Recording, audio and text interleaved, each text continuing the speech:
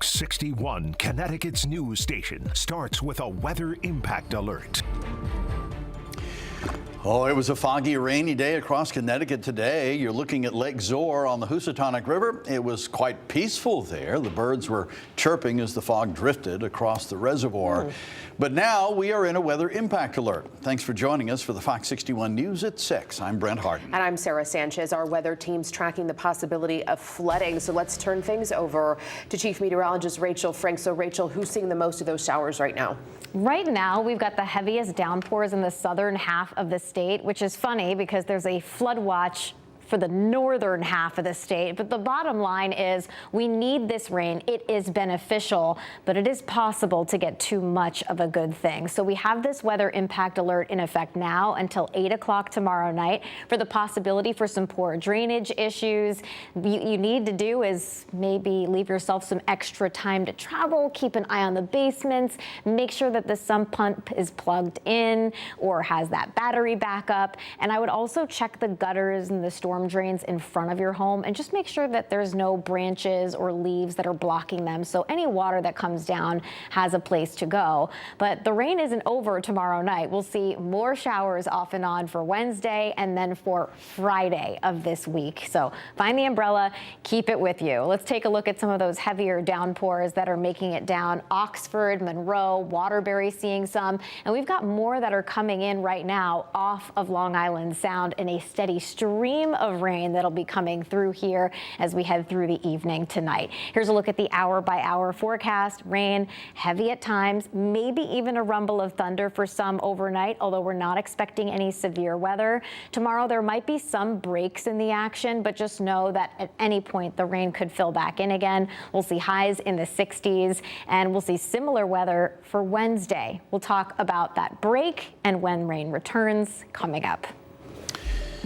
All right, Rachel, thank you. To stay up to date on this weather impact alert and any other future alerts, make sure you have the free Fox 61 News app downloaded to your device and turn those push notifications on to get updated in real time. Our other top story tonight, the debate about homeschooling. It reached a boiling point at the state capitol today. It's in the wake of that Waterbury captivity case. A man there says his stepmother held him against his will for decades. Some people have since pointed to a lack of homeschooling restrictions in Connecticut and believing it's a way to hide abuse. But parents say state agencies like DCF are to blame. Fox 61's Emma Wolfhorst is at the Capitol and brings us more. Hundreds of parents and kids packed into the legislative office building to speak out against what they call an attack on homeschooling. It's not about homeschooling. It's not about public schooling. It's about parents' rights. Kenyatta Hayes lives in Fairfield County. She says she pulled her kids out of public school because of what she calls a failing system. We should not be regulated. There's no emergency. There's a failure on the system. And before you try and regulate a group of parents that are doing better for their children, fix your system first. She's not alone. Hundreds of other parents and their children showed up ahead of an informational hearing on homeschooling.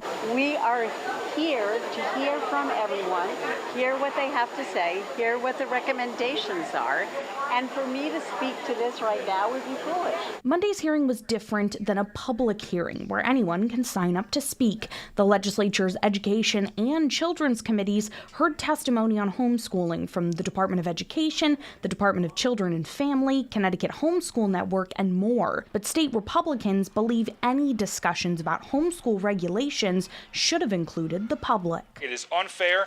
Give them that opportunity, give them that microphone, because they can lend words and wisdom to this that we all need to hear as legislators. Monday morning, the state office of the child advocate released a report recommending changes to state law following the arrest of Kimberly Sullivan. She's accused of holding her stepson captive for more than 20 years in their Waterbury home. He says he was taken out of school when he was just 11 years old. Right now, Connecticut is one of 12 states with no homeschooling regulations. For people who want to harm children, they can use our lax system here in Connecticut to hide their abuse. We are in no way trying to end homeschooling. But Republicans and some parents argue this is a knee-jerk reaction and say any regulation is harmful. This is not about homeschooling at all.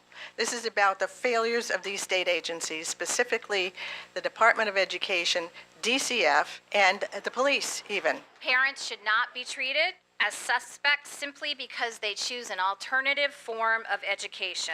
There have been policy recommendations, but no bills officially proposed yet. Democrats on the committee told me they want to wait until after this informational hearing before deciding whether or not to proceed with any sort of legislation this session. Reporting at the state capitol, Emma Wolforst, Fox 61. May's Mental Health Awareness Month, but Connecticut leaders say every month needs to be Mental Health Action Month. Senator Richard Blumenthal and State Comptroller Sean Scanlon visited Farmington High School earlier today to listen to teens. The Office of the Child Advocate says youth suicide rates were staggering last year, and victims are getting younger and younger. The mental health crisis is impacting all kinds of people. The younger generation says social media and their devices are making them lonelier. But every one of us, whether you're 16 or 76, is in the midst of this crisis, and I think it's important that we talk about it. It's a lack of having a deeper sense of meaning in your life, especially with social media. You can go on that endless doom scroll, and it's so easy to get sucked into it and scroll for an hour. But after that, I don't feel as good as if I did something like one of my hobbies, or like went outside and played basketball, or went with one of my friends and hung out. Senator Blumenthal's bill, Kids Online Safety Act, passed the U.S. Senate last summer. It would require social media companies take steps to protect kids from harm. It did not pass in the House, though. Just last week, the Trump administration canceled $1 billion in grants for student mental health. Connecticut received more than $8 million through this grant program. Well, there's been a little strangeness with gas prices lately. But as Fox 61's Tim Lammers reports, that's not a bad thing. According to AAA, the state average for a gallon of regular is $3.07, and county by county, it ranges from $3.14 a gallon in Fairfield County all the way down to, how about this, $2.99 a gallon in Tolland County. Now, that's strange for two reasons. One is that gas in all 8 counties is currently cheaper than the national average right now in Orange. That's $3.17. Usually gas is more expensive here than the national average. The other unusual thing is how much cheaper gas is everywhere compared to a year ago. Nationally, a year ago at this time, gas was $3.65 a gallon, and Connecticut here in the blue, 10 cents more expensive. But today, look all the way down here. Connecticut gas is 68 cents a gallon cheaper, and as you can see, it's been that way for a while. Why? Well, as Tracy Noble from AAA explains, it's simple supply and demand. Well, there's a couple of factors at play. Economic concerns is one thing, and then also the decision by OPEC Plus to increase the output and add more oil to the market. And then to add to that, we're seeing less demand week over week. With Memorial Day weekend coming up, that usually means more demand as people drive more, on top of gas stations switching over to a more expensive summer blend of gas. But Noble said that may not make a difference.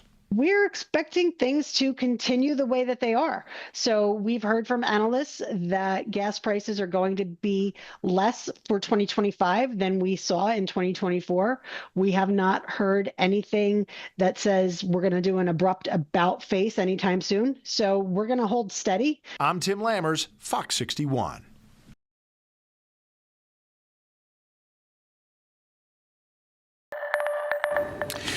Pratt & Whitney union workers in East Hartford and Middletown are on hour 18 of their strike. The rainy conditions did not stop them from spreading their message. Union members rejected a new contract proposal yesterday and voted to strike, and that strike began when the contract ended at midnight. The union says the offer did not address its top concerns about wages, retirement security, and provided nothing, they say, to enhance job security. Pratt & Whitney says it believes it offered a, quote, fair and equitable wage and benefits package, and now reactions are pouring in around the state. Our economy cannot survive without the middle class. This corporation can't be permitted to decimate the middle class because we'll have nothing left. The last we heard from Pratt & Whitney, they say there are no meetings scheduled right now with the union. Union representatives say the strike will continue as long as it needs to in order to reach a fair deal. Now, Connecticut Attorney General William Tong released a statement saying, quote, "I strongly stand with the hardworking machinists at Pratt & Whitney and their families in fighting for fair wages, benefits, and job security. The skilled and dedicated Pratt & Whitney machinists working in both Middletown and East Hartford power our nation's defense and aerospace industry. They are a backbone of Connecticut's economy, and I urge leadership to return to the table for open, good faith negotiations on a fair contract," end quote. And we're also getting reaction from East Hartford's Mayor Connor Martin. He says, quote, "Pratt & Whitney has long been a cornerstone of East Hartford's and the entire state's economy and a recognized leader in manufacturing thanks to the dedication and skill of its workforce. The employees are the driving force behind the company's success and play a vital role in our community and the broader future of Connecticut manufacturing. I hope both company leadership and the union representing these hardworking individuals can return to the negotiating table and work toward a fair and equitable resolution," end quote. We have some developing news in New Haven. Police say a man has been shot. Police tell us the man is 33 years old, and they believe that he will survive. We're told it happened sometime around 3 this afternoon near the intersection of Derby Avenue and George Street. The man was found with multiple gunshot wounds. We have a crew on scene. We'll give you an update as soon as we learn more.